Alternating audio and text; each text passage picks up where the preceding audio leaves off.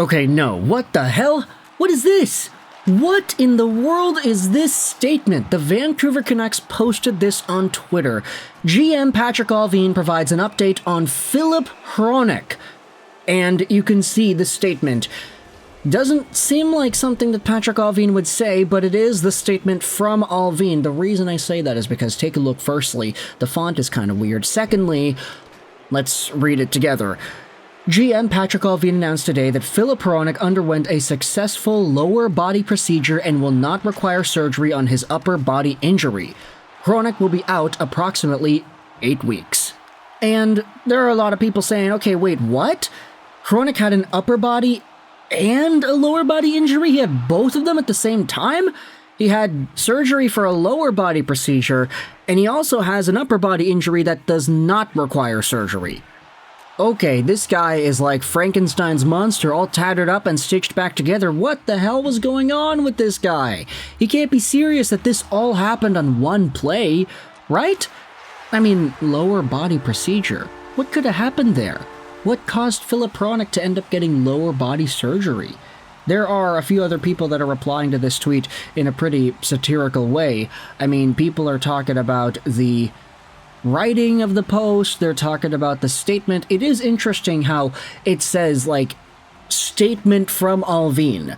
ALLVIN announced today that Hronek underwent successful lower body procedure. Like, is that not counterintuitive? Like, wouldn't ALLVIN, a statement from him, be like, yeah, Filip Hronek needed surgery? And that's the statement, not a statement from ALLVIN saying that ALLVIN announced something. Like, what? This is so weird. One of the top replies says this is what happens when you get the intern to writing the injury messages. Yeah, that's not ideal.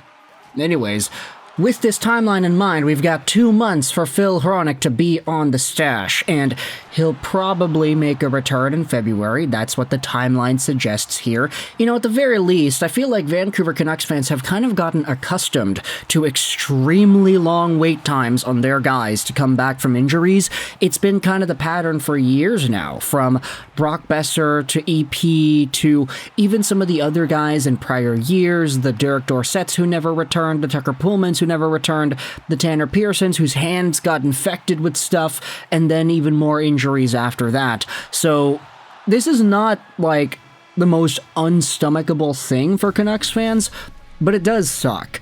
Filip Hronek is literally the team's top 2 right-handed defenseman, and he provides a very stable offense to this team, and now the team is going to have to do their best without him. Which means a trade might be coming soon, right? Marcus Pettersson, come on down.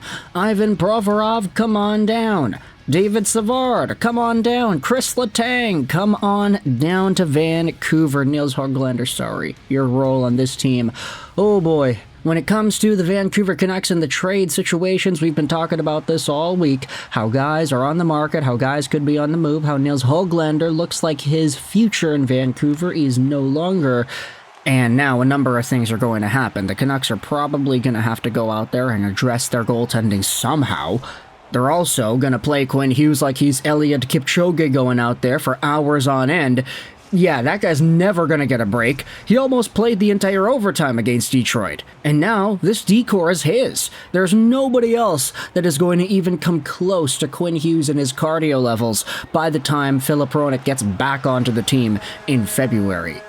And this ultimately, I think, is going to bleed so much into Quinn Hughes and his, let's just say, Norris or his Hart conversation, how he could be on the cusp of winning more awards at the end of the year if he continues playing the way he has, and if he gets more minutes compared to what he has had already throughout the season. I mean, the odd part is Vancouver's been without Hronek for 2 games now. They've won 2 in a row. Buffalo, Detroit, they won.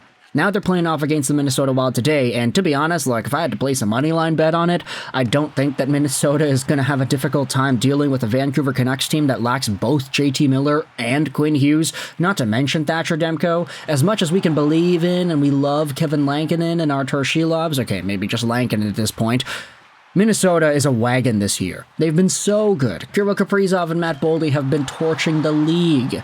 Jake Middleton is one of the better shutdown D-men in the league. Brock Faber, looking really strong out there. Filip Gustafsson has been one of the best goaltenders behind Connor Hellebuyck this season. This Wild team is fantastic. And the Vancouver Canucks are going to have a really difficult time against this team compared to Detroit and Buffalo. Now, if Vancouver ends up pulling off a victory, then color me shocked, Brock Besser hometown return. I feel like that's going to be the story of the night. And we're going to talk about all that and more in the post-game video later today. But for now, with Hronek out, you're going to expect some Quinn Hughes minutes. You're going to expect this guy to be like one of those big bald chain things in Mario where it's just chomp, chomp, chomp. He's eating those minutes away because Quinn is never going to take a break.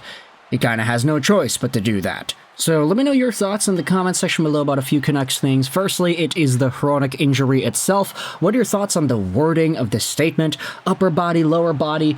Is the conclusion here that he got 2 injuries, that he got an upper body injury that does not require surgery? Maybe that's when he went into the boards, and then he had a lower body injury that got surgery. We have no idea what that's about.